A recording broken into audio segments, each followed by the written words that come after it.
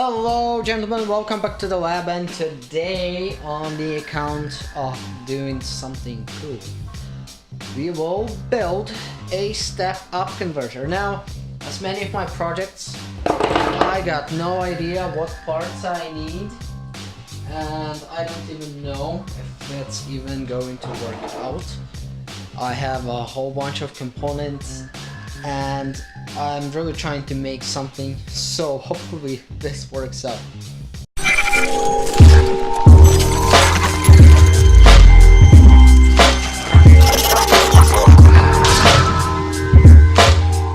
Now, since we are not using a modern controller like a TL494 from Texas Instruments, we cannot say that this step up or step down converter will be really efficient. Because of this, just like most of my projects, I'm starting to build it, but I still don't know the outcome because I'm improvising in my videos. Alright, so first things first, you have to choose the topology that you want your step up or step down converter to use, and there is a boost and buck topologies, as well as charge pumps and all that. We're not gonna go into detail, but rather we're gonna use a ZVS. Now, a ZVS driver is simply a push and pull circuit that pushes and pulls current through the wire on your transformer and induces voltage on the other side. Simply said, it simply creates AC that induces voltage on the other winding. For best result, instead of taking a already down transformer like that, we will take a core that is empty and we will wind our own transformer. For rough measurements, you can say that for a certain number of turns on your primary coil, increasing the amount of turns on the secondary coil by 2 times should give you approximately 2 times the voltage as on input. Now, knowing that the ZVS driver is really easy to tune with a single capacitor, we can easily change output voltage and current with a single capacitor. For our secondary coil, we will be using a regular 1mm wire, and for our primary coil, we will be using high frequency Litz wire, which is essentially a really small gauge of wire, many of them in parallel, that reduces the skin effect. A skin effect in high frequency transformers is really common, since at high frequency what happens is the current that is going back and forth in your wire has a tendency to stay on the outside diameter of the wire and does not go through the middle. So the next step is to wind our couple transformers. Here we have one that is our main step-up transformer, and this is the little choke I have already done. So we will wind our Litz wire as well as our secondary wire, and for best result, your secondary have to be first here, first layer here. The second layer will be your driving coil, and the third layer will be your secondary as well. Layering your coil on the core will result the best coupling between the two coils.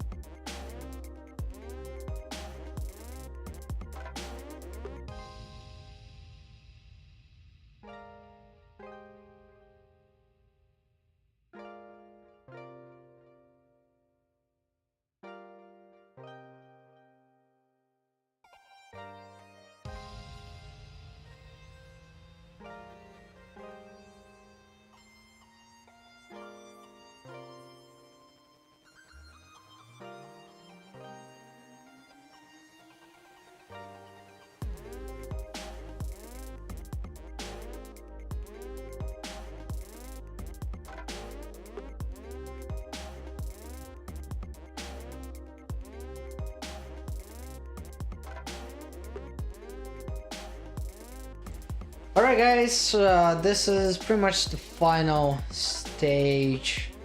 I'm not going to work on this anymore, it's gonna stay flimsy like that, because there's a big reason. This thing is not too efficient. I think it's just the size of the transformer, so we need a different transformer. That is totally doable, but not today. I spent already 4 hours working on this and I'm just tired. I don't want to work on it anymore, so let me just walk you through of what we have. So here we have our 12 volts on the input right here, which connects here and here. So to replace a couple of parts, first a bigger inductor you know, on the input, another big inductor on the input, a capacitor here between the two lights which act as a load.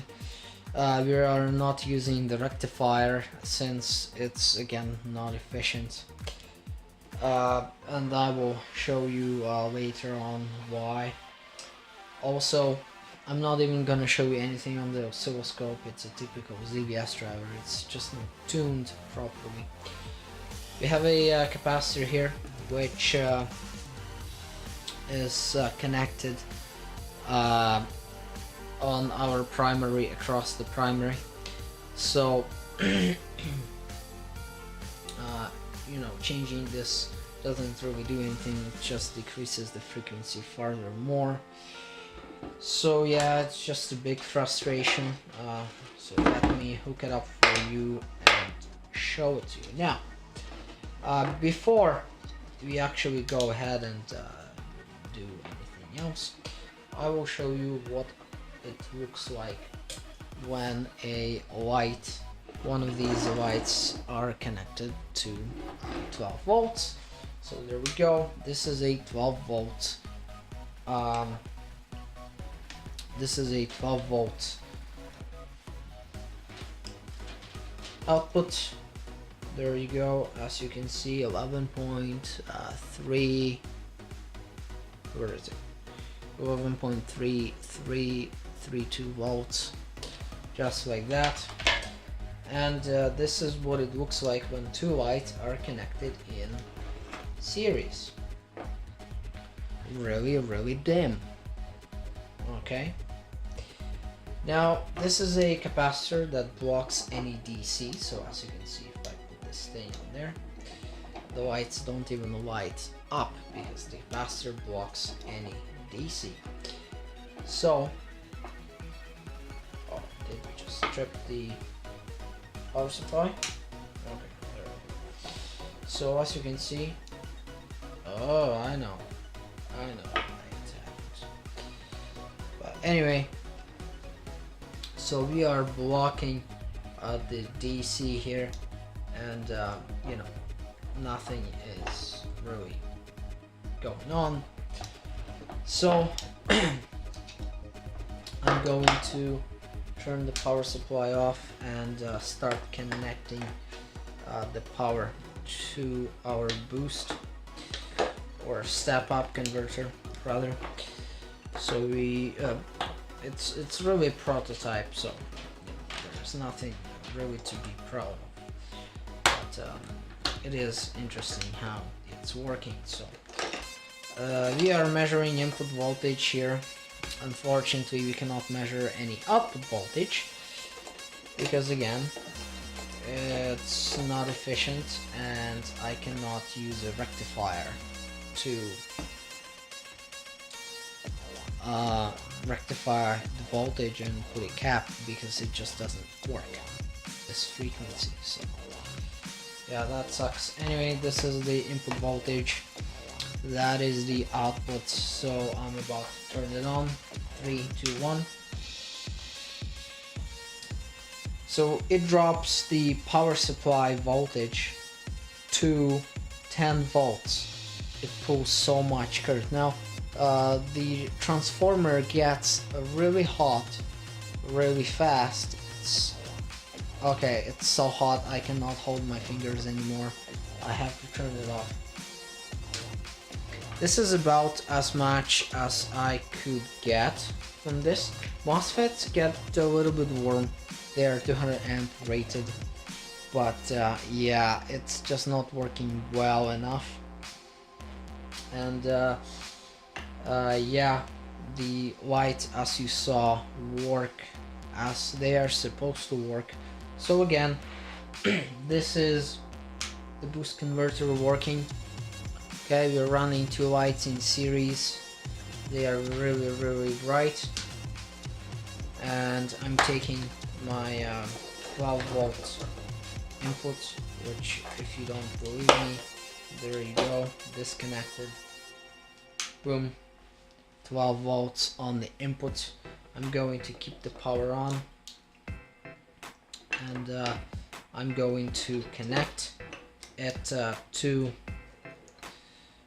the lights.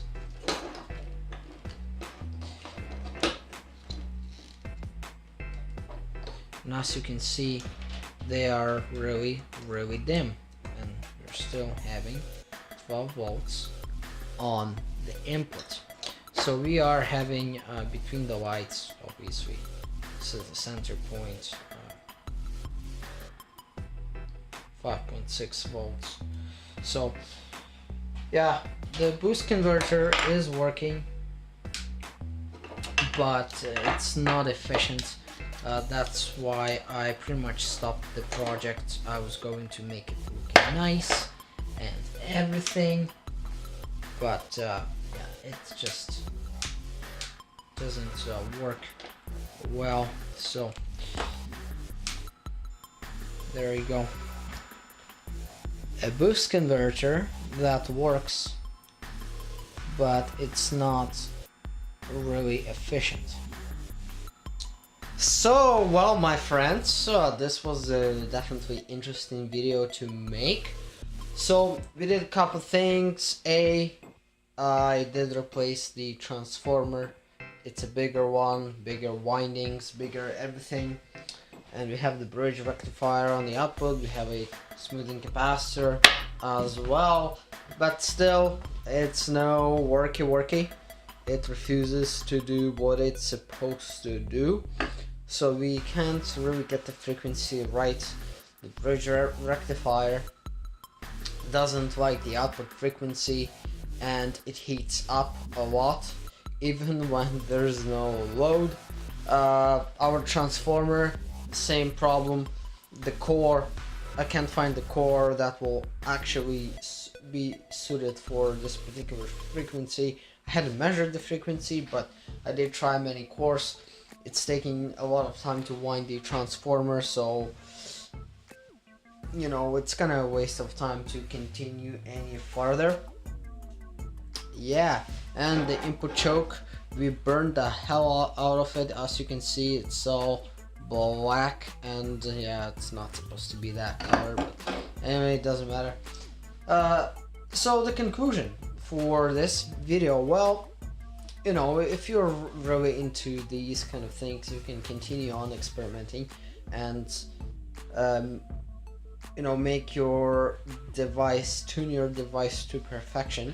You can do that, but honestly, it's not worth of the effort to build something like this, since this does require many parts, and you know, MOSFETs, fast recovery diodes, and inductors like these are expensive, and you know, you need Zener diodes, you need resistors, good capacitors. So you know, parts wise, it's probably cheaper to buy one. So don't waste your time, just buy one. So this is it for this video. There's no any logical ending to it. We found a couple things. A, it takes a long time to tune the device. B, it's expensive to make, so you require expensive parts, transformers, wire, you know, bridge rectifier, fast recovery diodes, MOSFETs, and the heatsink and inductors and all that. it takes money to build this unless you have all of the parts like I do, but I know not all of the people do have it. So this is why this video is here, is to show you that a ZVS topology is pretty cool topology to use on any step up, step down converters. It's pretty good cost wise in terms of your power per buck, if you want to say that, but it's not so great when you apply a continuous load. So yeah, it's only good for a flyback transformer driver. Anyway, thank you guys for watching. If you liked the video, you know what to do. Hit that like button down below. Also, don't forget to subscribe to my channel so you will know when a new video comes out. Keep an eye on more videos coming out soon. I'm trying to get as many of them out as possible. It takes time to edit the video, but no complaints. I love it. Anyway, thank you for watching and see you next time.